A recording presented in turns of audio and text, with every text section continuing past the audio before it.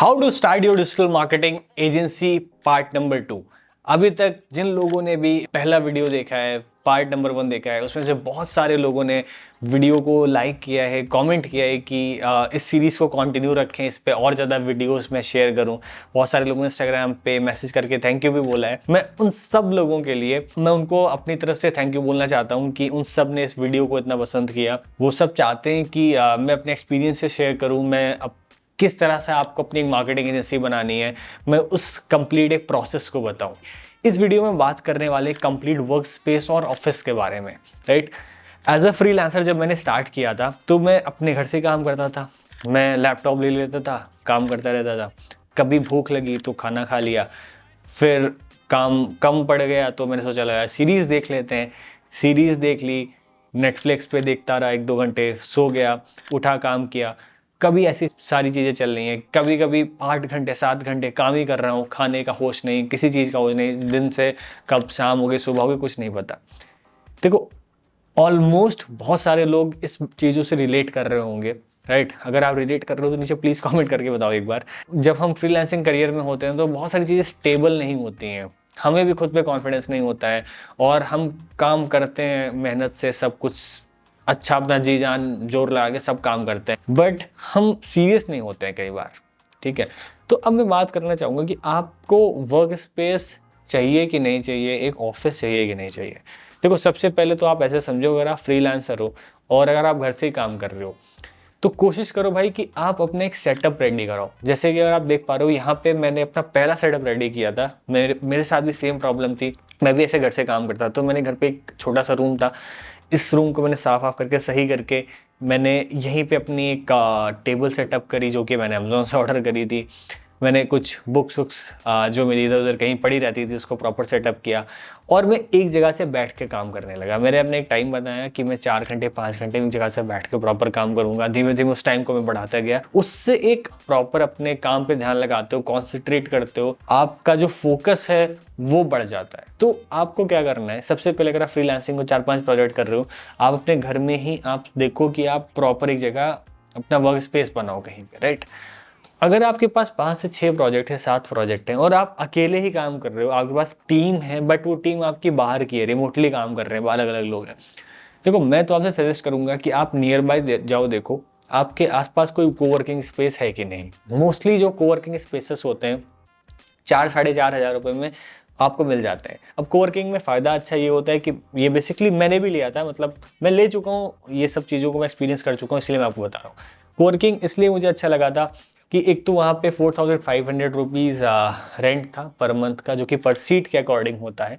दूसरी चीज़, वहाँ पे आपको चाय कॉफ़ी सारी चीज़ें फ्री होती हैं, और आपको सिर्फ एक सीट मिलती है, आप बैठ के काम कर सकते हो। अब देखो, अगर आप काम कर रहे हो तो मुझको लगता है कि आपके लोकली क्लाइंट्स भी होंगे, कुछ शायद आप मीटिंग्स भी करो, तो उसके लिए प्रॉपर क्या होता है, कोवर्किंग स्पेस में अलग अलग स्पेसेस होते हैं। आप मीटिंग के लिए ऑलरेडी आप कॉल करके बता सकते हो टीम को, वहाँ मैनेजमेंट को, कि आप 2 घंटे 1 घंटे बाद एक मीटिंग करने वाले हो, ताकि आपका जो मीटिंग रूम वो खाली हो जाता है। जैसे फॉर एग्जांपल मुझको महीने के आई थिंक 16 घंटे 18 घंटे मिला था कि आप इसको एज अ मीटिंग के लिए यूज़ कर सकते हो इस केबिन को।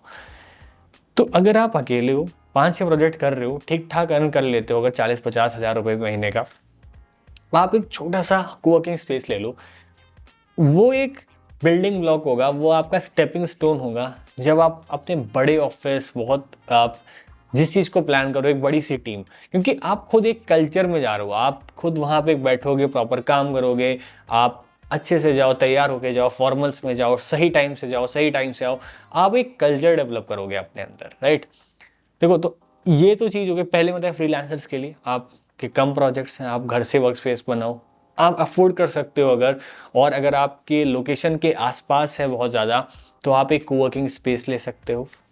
अब मैं बात आ जाता हूँ उन लोगों के लिए जिनके पास 1 लाख 1.5 लाख रुपए तक का रेवेन्यू कर रहे हैं। जैसे कि हम लोग जब 1.5-2 लाख पे कर रहे होते, तो हमने प्रॉपर सोच लिया था कि अब हम एक प्रॉपर ऑफिस स्पेस लेंगे, अच्छी प्राइम लोकेशन पे लेंगे, अच्छी जगह लेंगे, ताकि हमारे जो 5-6 टीम मेंबर हैं उन सब के लिए एक्सेसिबल रहे, वो सब आसानी से आ जाए, हमारा टाइम बहुत ज़्यादा ट्रैवलिंग में ना जाए, और हम सब फोकस्ड होकर एक जगह काम कर पाए, राइट।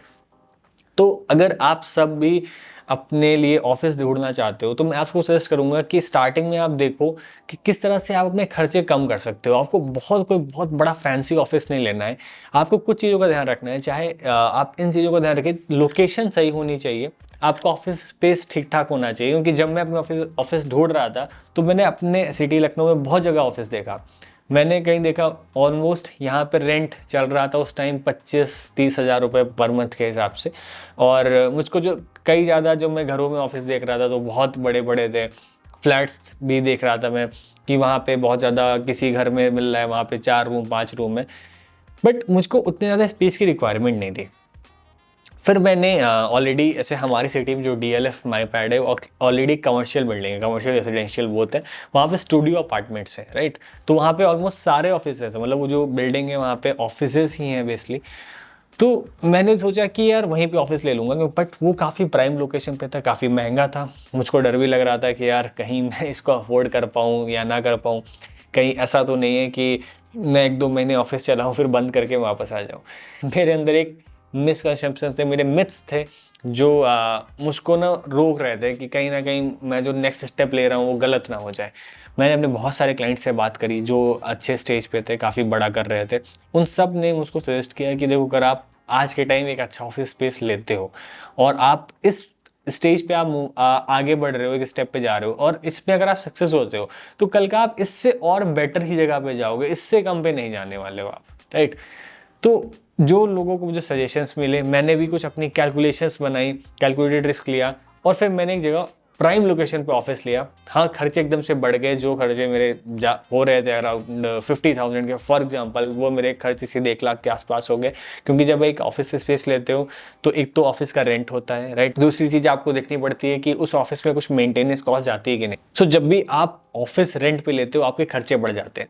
नंबर 1, आपका एक तो ऑफिस का रेंट, जैसे कि मेरा ऑफिस का rent around 25,000 rupees per month के आसपास जाता है। दूसरा, आपके ऑफिस का जो एक मेंटेनेंस कॉस्ट होता है, जैसे कि मेरा एक स्टूडियो अपार्टमेंट है या फिर अगर आप कहीं भी लेते हो तो मोस्टली एक मेंटेनेंस कॉस्ट होती है जो कि 1700, 1800, 2000 रुपये महीने के आसपास जाती है। तो अराउंड मेरी 2000 रुपीज़ के आसपास एक मेंटेनेंस कॉस्ट जाती है। दूसरी चीज़, जब भी आप एक ऑफिस स्पेस लेते हो तो आपको एक सिक्योरिटी डिपॉजिट करना पड़ता है, दैट इज़ जो कि मैंने अराउंड 50,000 या 60,000 के आसपास मैंने सिक्योरिटी डिपॉजिट किया था। तो ये सारी चीज़ें होती हैं आपको जब भी एक ऑफिस लेते हो, सिक्योरिटी, मेंटेनेंस कॉस्ट। दूसरी चीज़ें, कई बार आपको सेटअप भी कराना पड़ता है। आप अगर खाली स्पेस ले रहे हो तो वहाँ पे आपको फिनिशिंग करानी पड़ी है, सीट्स, टेबल्स है, सारी चीज़ें। तो अराउंड मेरा 2-2.5 लाख रुपए उसमें सेटअप में लग गया था। उसके बाद जो मेरे खर्चे थे वो बढ़ गए थे, आप ये कह सकते हो जस्ट डबल हो चुके थे। बट इन सब चीज़ों को मैं आपको इसलिए बता रहा हूँ, मैं इसलिए इस टॉपिक पे बहुत डिटेल में डिस्कस करता हूँ, क्योंकि ये टॉपिक बहुत सारे लोगों के लिए एक, आप ये कह सकते हो कि उनको लगता है कि यार ये पॉसिबल नहीं है, एक ऑफिस स्पेस लेना उनको बहुत डर लगता है, क्योंकि पर्सनली मुझको भी लग रहा था। बट मैं एक आपको बहुत गारंटी के साथ कह सकता हूँ, 100% कॉन्फिडेंस के साथ कह सकता हूँ कि जिस दिन से मैंने ऑफिस लिया, एक तो मेरा डेडिकेशन बढ़ गया, मैं करेक्ट 10, 10:30 तक अपने ऑफिस पहुंच जाता हूं। कभी भी 10:30 से लेट नहीं हुआ होगा शायद। जब भी मैं ऑफिस जाता हूं, मैक्सिमम जो मेरा टाइम है 10:30, 10:40 तक मैं उसको ऑफिस टाइम से पहुंचता हूं, क्योंकि ऑफिस के जो की है, ऑफिस की सारी चीज़ें मैं अपने पास ही रखता हूं। और उससे एक प्रेशर भी रहता है, उससे एक डेडिकेशन भी रहता है कि आप ही को सबसे पहले पहुँचना है। तो एक तो मेरा टाइम बहुत इंप्रूव हो गया। दूसरी चीज़, मेरे जो रेवेन्यूज़ थे वो बढ़ गए, क्योंकि मैंने कोलैबोरेशंस किए, मैंने बाकी लोगों के साथ कोलैबोरेशंस करना स्टार्ट कर दिया। क्योंकि जब लोगों ने देखा कि मेरे पास सेटअप है, मेरे पास पूरा एक इंफ्रा है, मेरे पास एक अच्छी टीम है, तो बहुत सारी सॉफ्टवेयर की एजेंसीज, बहुत सारे अलग अलग लोग जो डिजिटल मार्केटिंग में काम नहीं करते थे, हमने उनके साथ कोलैबोरेशंस किए। हमने बहुत सारे अलग अलग इंडस्ट्री के जो लीडर्स हैं, बहुत सारे जो यूट्यूबर्स हैं, मैंने उनके साथ कोलैबोरेशंस किए। इवेंट्स पे जाता हूँ, आप सबसे, बहुत सारे लोग जो मेरे वीडियोस देखते हैं उनसे मिल भी चुका हूँ। तो उस तरह से करके मैंने बहुत सारे अलग अलग चीज़ों पे काम किया, जिसके थ्रू मेरे रेवेन्यूज़ बढ़े, और मेरा जो ऑफिस का स्पेस था वो उसमें बहुत ज़्यादा कॉन्ट्रीब्यूटिव फैक्टर थे। क्योंकि लोग देखते थे कि मैं एक अच्छा खासा इन्वेस्टमेंट कर रहा हूँ, एक सीरियस बिजनेस कर रहा हूँ। मतलब मैं कोई हवे में ऐसे काम नहीं कर रहा हूँ कि कहीं भी बैठा हूँ, लैपटॉप लेके कहीं घूम रहा हूँ, टहल रहा हूँ और मैं फ्रीलांसर हूँ। तो उससे वजह से एक सीरियसनेस आ गई, मेरे जो रेवेन्यूज थे वो बढ़ गए। आज के टाइम जो मेरे रेवेन्यूज फॉर एग्जांपल अगर 2 लाख थे तो वो 4 लाख हो चुके होंगे। आई होप आपको इस वीडियो से क्लैरिटी मिली होगी। देखिए अभी जितने भी वीडियो आने वाले हैं, खास करके इस सीरीज में मैं प्रॉपर इस पे बात करना चाहता हूँ, मैं आपको बताना चाहता हूँ कि हर एक छोटी छोटी चीज़ कितनी इंपॉर्टेंट है, कितनी सीरियस है।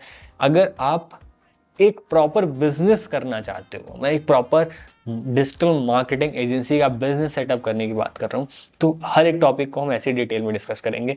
अगर आपको ये वाला टॉपिक भी पसंद आया है, प्लीज़ नीचे कमेंट करके बताना, ताकि मैं अब दूसरे टॉपिक पर काम करूँगा, उसको भी डिटेल में आपको एक्सप्लेन करूँगा। Thank you so much.